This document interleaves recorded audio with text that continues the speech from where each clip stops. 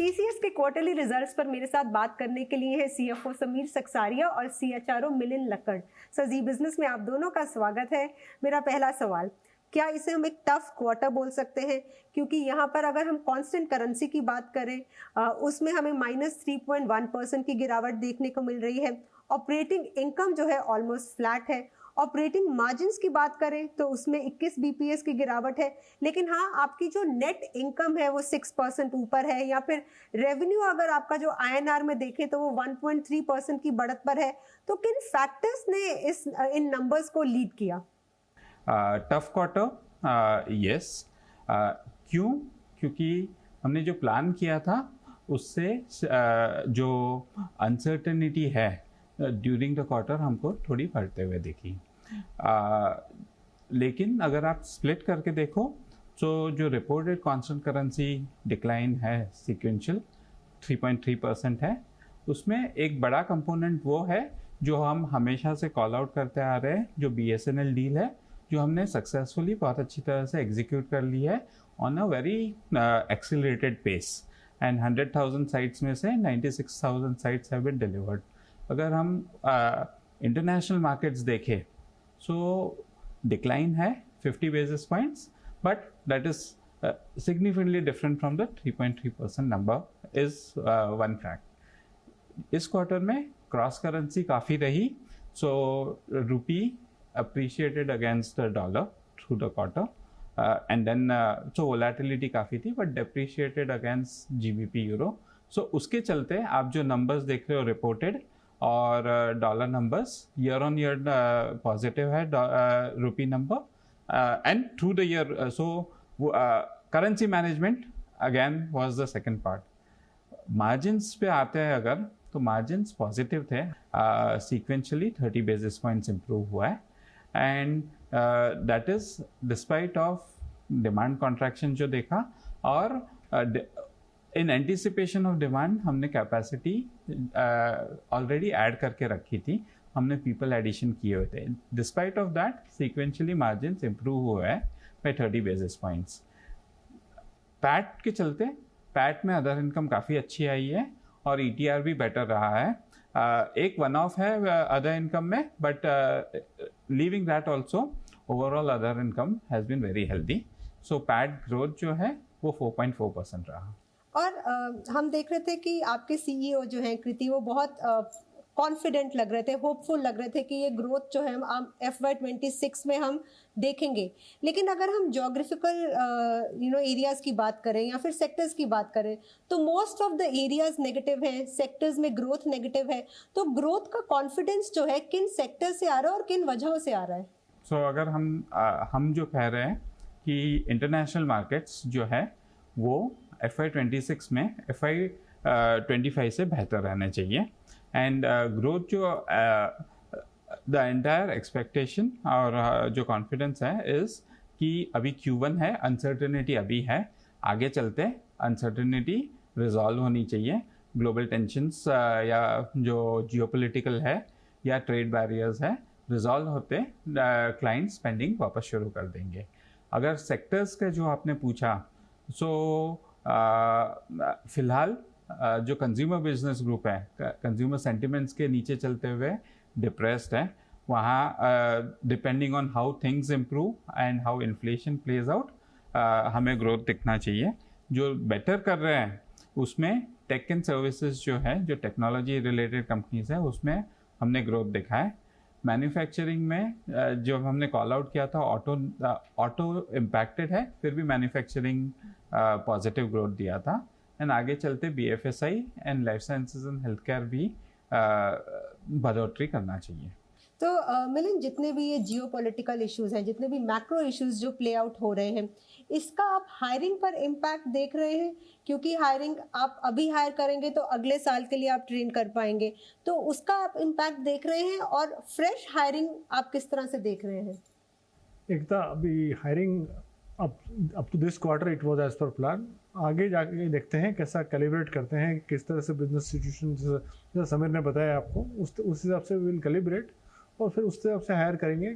एक बात पक्की है कि हम जितने भी ऑफर्स हमने दिए हैं कैंपस में वो सबको ऑनर करेंगे। तो सबको ऑनर करेंगे।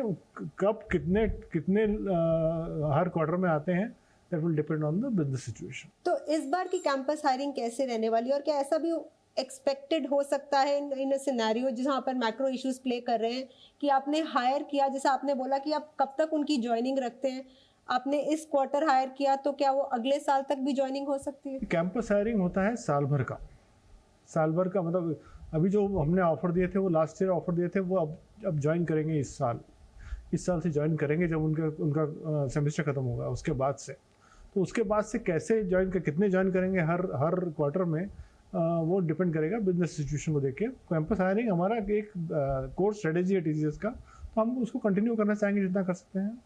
ओके और समीर, आपने बोला कि आप अभी भी बीएसएनएल डील का आपने 96,000 साइट्स डिलीवर कर दी हैं, तो जो बाकी साइट्स बची हैं क्या उसका इम्पैक्ट हम अगले क्वार्टर में जाते हुए देख सकते हैं नंबर्स पर?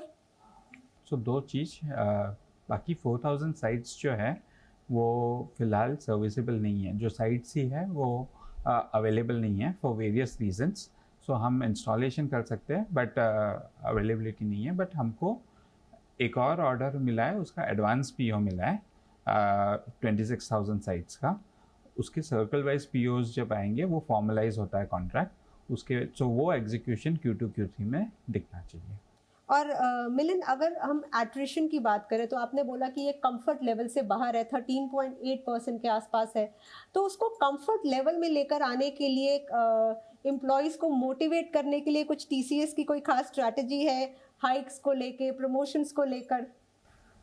ऐसा है कि बहुत सारी चीज़ें साल भर में होती रहती हैं। मतलब हमने एम्प्लॉयज़ के जैसे लास्ट ईयर प्रमोशंस किए हैं, इस बार भी जैसा depending on the business situation हम डिसाइड करेंगे कि प्रमोशन करना है, और डेफिनेटली करेंगे जब अगर टाइम मिलेगा।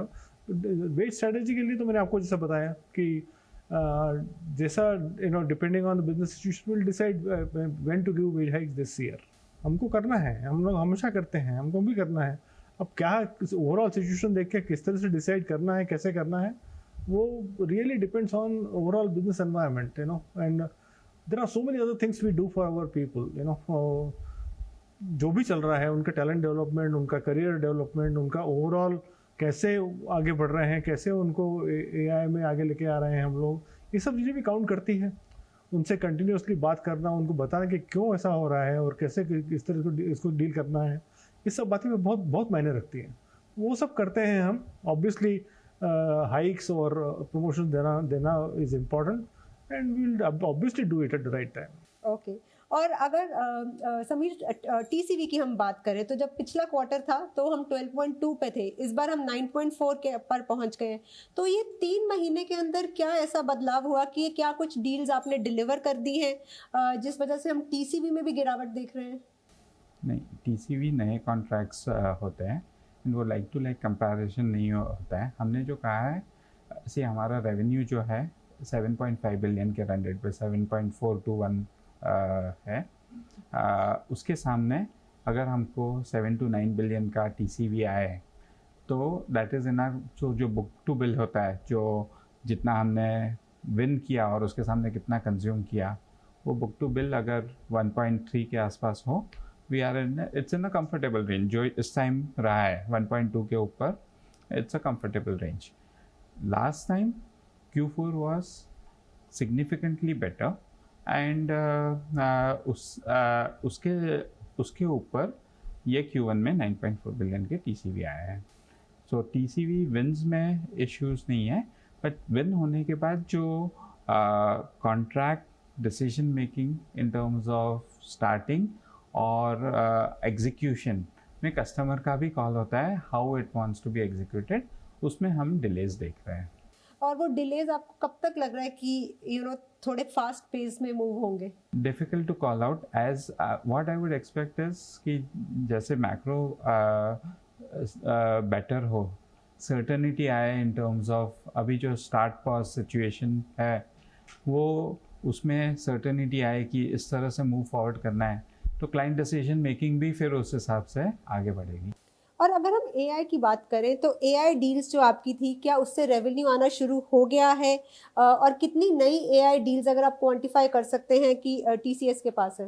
सो हम AI क्वांटिफाई नहीं करते, बट आपने आरती को सुना प्रेस कॉन्फ्रेंस में, AI is significantly leading and is one of our big bets and one of the significant drivers for growth.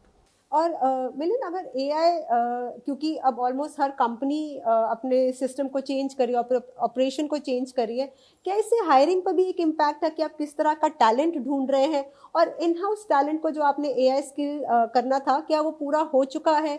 And what operational cost in uplifting the skills of your current employees, कितना उसका आसपास अगर आप number दे सकते हैं?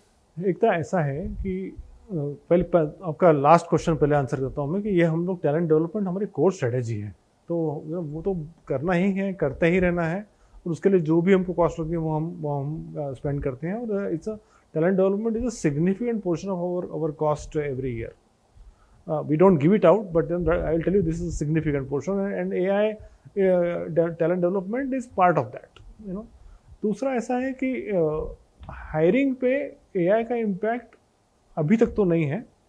मतलब ऐसा है कि you are getting basically the roles of the people are changing, and we will basically have people doing different roles, and we are getting opportunities which we were not getting before, and because of that we will have more talent required to do those, to service those opportunities. So in general abhi at a macro level I don't see any change in hiring.